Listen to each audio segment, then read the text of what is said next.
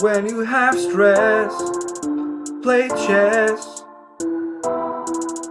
When you fall on your ass, play chess for a real deal, for Christian Seal.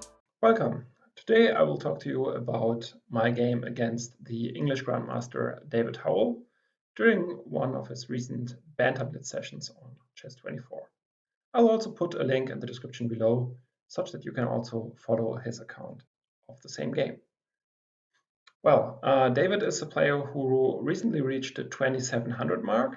Now he dropped a little bit below 2700 again, but in any case, he's a very, very strong Grandmaster. He's also a pretty humble person as far as I can judge from his streams. I think I met him once in person, but it's already quite some time ago. But he seems to be like a very down-to-earth guy, which is a little different from some of the other people who are that strong in chess, and also some of the other people who stream their banter sessions.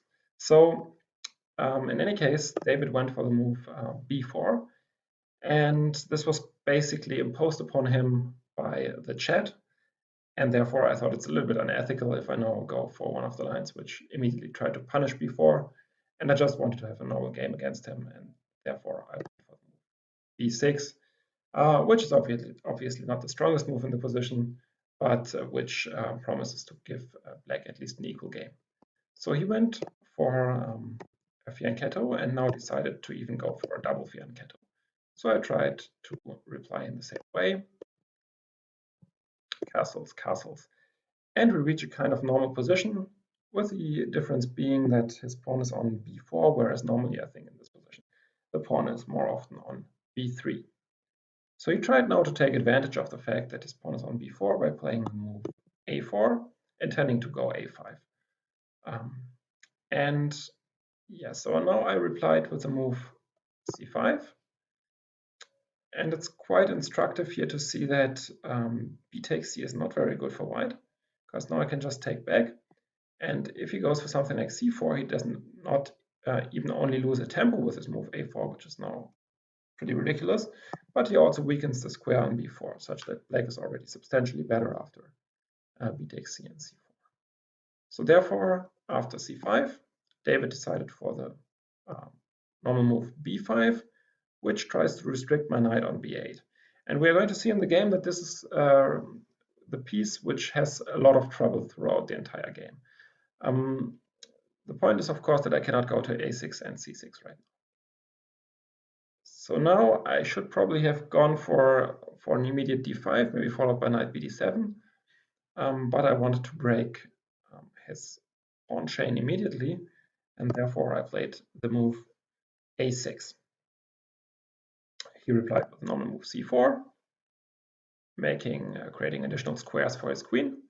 And yeah, now I should probably again be a bit more cautious and go for a move like d6 or e6, but I went for the move d5, which is not the best move in the position.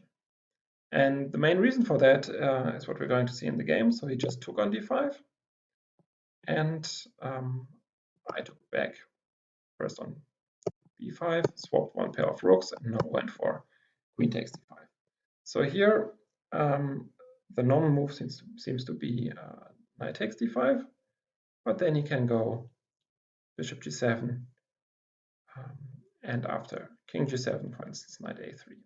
And now he managed to exchange the dark squared bishops, and he will get his knight to c4. In this case, he has a somewhat better position. Also note that this light squared bishop of white is quite a bit more powerful than this bishop here, because at some point he's going to remove his knight. So for instance, go knight e5, and then this bishop is going to be pinned in some cases. So I decided to go queen takes d5, and he went for the move d3. Again, preparing knight a3, knight c4. So during the game, I was actually a bit more optimistic than I'm right now about this position, because I thought that this isolated pawn here might be a weakness for him. But it turns out that my pawn on b6 is at least as weak as his pawn on b5, so I couldn't really take advantage of that. Yeah, I also didn't really want to go for knight bd7 in any position, like for instance here, because this always has the danger of running into knight h4. So therefore I decided to retreat with my queen to d7, which probably was not the best idea, but at least I escaped the diagonal. He went for knight a3, the plan which we just mentioned, with the idea of going knight c4. And now, in order to protect this pawn already, I want to go knight d5. The problem being with knight d5, as we're going to see, is that white can now swap these dark squared bishops, and we again reach a position where his strong bishop on g2 remains on the board, whereas my strong bishop on g7 is exchanged, and that's not what you typically want in this position. Also, his pawn on b5 is substantially stronger than what I expected. And actually, he now played a quite interesting maneuver. So I thought during the game, his idea is to go knight c4, knight a4 at some point. But that was not really the case. So he used this knight on a3 just to protect the pawn on b5 for the time being, and only activated it later on. And I think this was quite a good plan. So he went for knight e5, queen c7, and queen a1. Okay, that's pretty logical. And now he threatens knight d7 check or knight c6 check, winning material. Against these attacks on the a1 h8 diagonal, it's usually best for black to just go f6. And that's what I also did in the game. So you typically don't want to go king g8, because first of all, this sometimes runs into a knight g4. Secondly, it weakens your back rank. And finally, the move f6 here is not really that big a concession. So the problem is that white cannot really get a knight into e6, and then the move f6 does not really create any additional weak squares other than e6. So it was fine for me to go f6, and he went knight e to c4. So note that his bishop on g2 is now pretty strong. And he managed to defend this pawn on b5 with his a3 knight, and at the same time activate the other knight to attack on b6. During the game, again, I thought that this knight on a3 is somewhat superfluous, but I have the feeling that it's not really the case, and later on that he can activate it more easily than I can activate my knight on b8. So that was pretty well played, I think, by him. Yeah, now I should probably have gone for knight b4, intending to exchange the light squared bishops, when I would still be a little bit worse.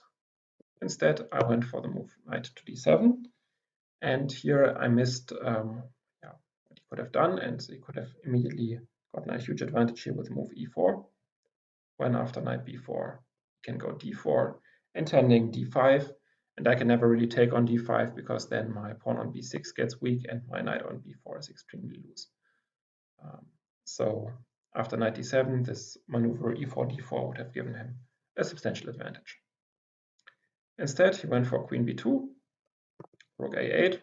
Now again, this same maneuver e4 d4 would be possible again, but he went for rook a1, which kind of releases the tension a little bit, and I now finally managed to get my move knight b4 in, and I'm able to exchange the light squared bishops, and therefore I'm pretty close to actually equalizing the position.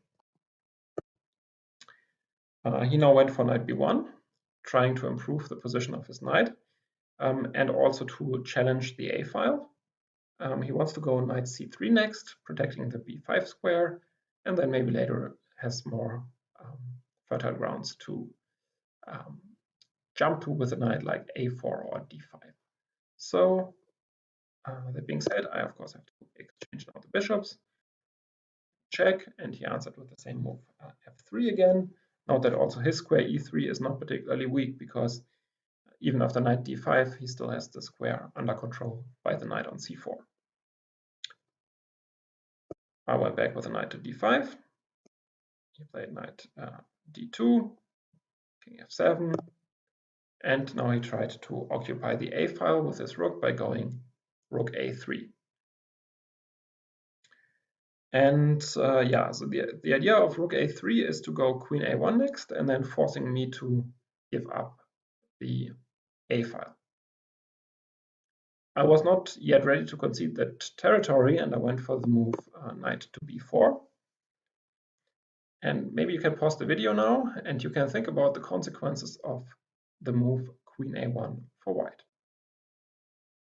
Far, but yeah, knight b4 is a very good move. Queen a1 now, then knight c2. Well, during the game, both David and I thought that queen a1 loses now to knight c2. And I fork his queen and knight. But in fact, that's not the case. So in this case, he could go for the very, very strong move queen to a2. Very hard to see in advance. The point being that I cannot really take on a3, because after knight, let's say knight takes a3, he has knight d6 double check. I have to move my king, and now he can take on b7, and it's just a queen up. So therefore, in this position, he actually could have gone queen a1, forcing me to exchange the rooks. Instead, he went for the move knight to e4 with a small tactical threat. So can you spot it? Well, so the threat is just to go knight d6 check, and if I take e takes d6 to go knight takes d6 check, and to fork my queen and king, forcing me to lose a queen. Therefore, I moved my king to g7 out of this potential fork on d6, and he played the move rook a1. I did not really understand this move. I also think it's releasing the pressure on me quite a bit, so I don't think this was a particularly good move. In any case, I now took on a1, queen a1, and this a file is not really a big issue, I think. And I now made the mistake to go knight b8. And here I think I should have gone just knight f8, bringing my knight to d4. Also to go knight e6 next, and then maybe either knight c7 or knight d4, also maybe putting some pressure on the pawn on b5. So I suspect that during the game I somehow felt that he can play queen a6, but of course this is already overprotected against, so knight b8 is just a stupid move and a loss of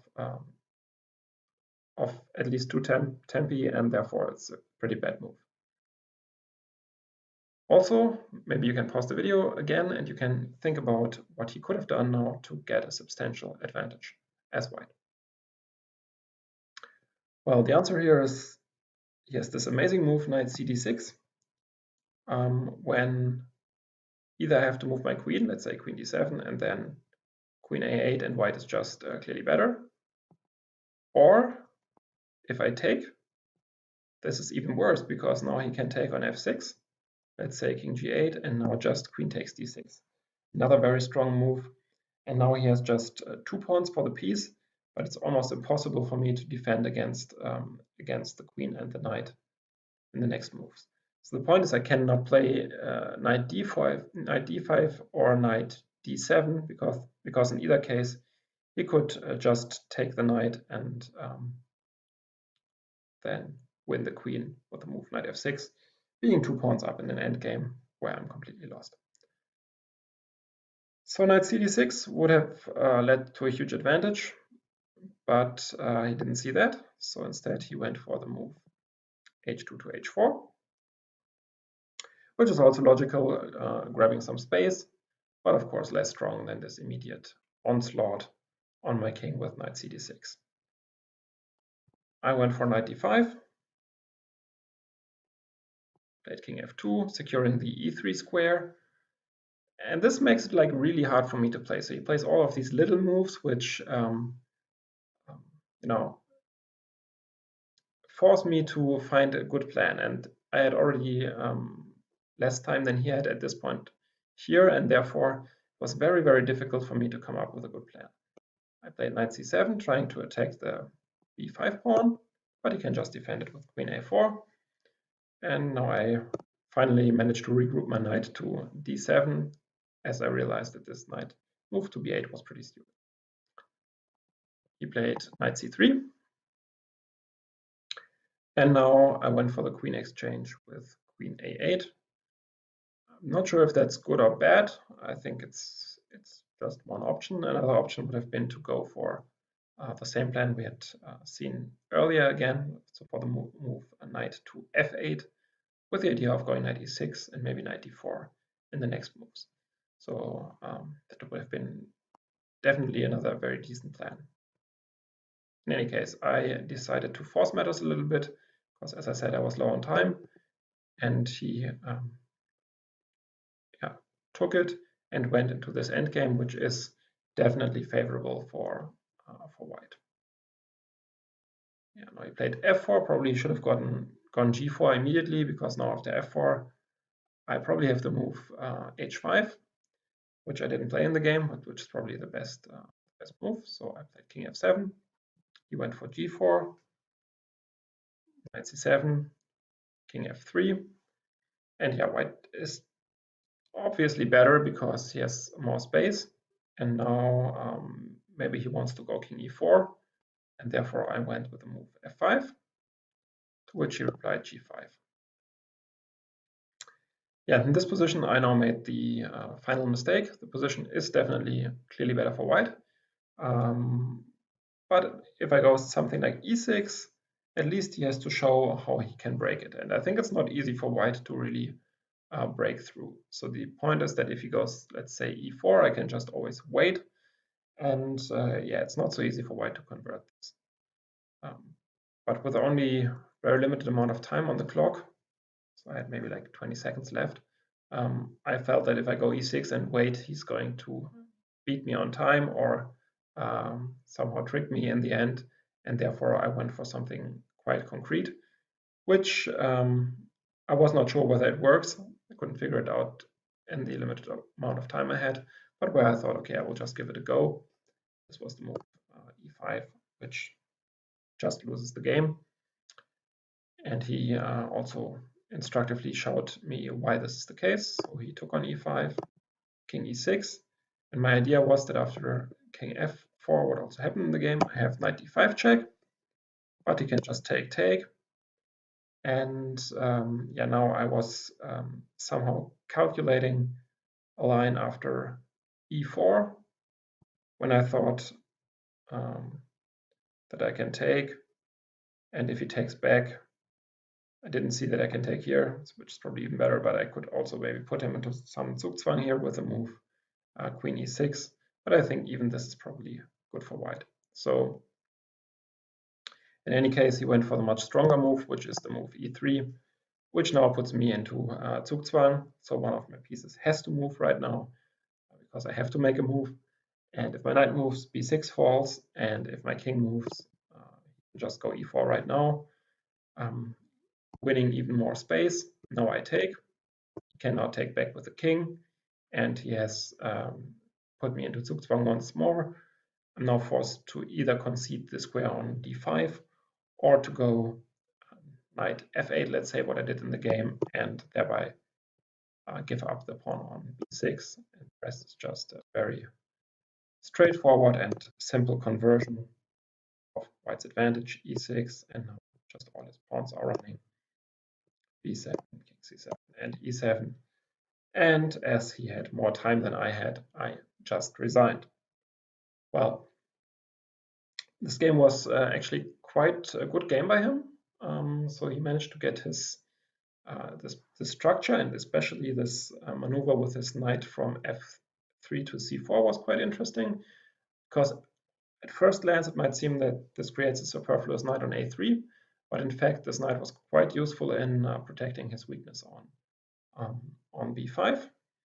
And then in the endgame, after I had defended decently, I should have gone for this plan with knight f8, which would probably have been equal, but I didn't, and instead I later on transformed to the knight endgame, where then I went for the most forcing plan with e5 due to time pressure, and thereby gave him a relatively simple win in the endgame, where I definitely could have put up more resistance.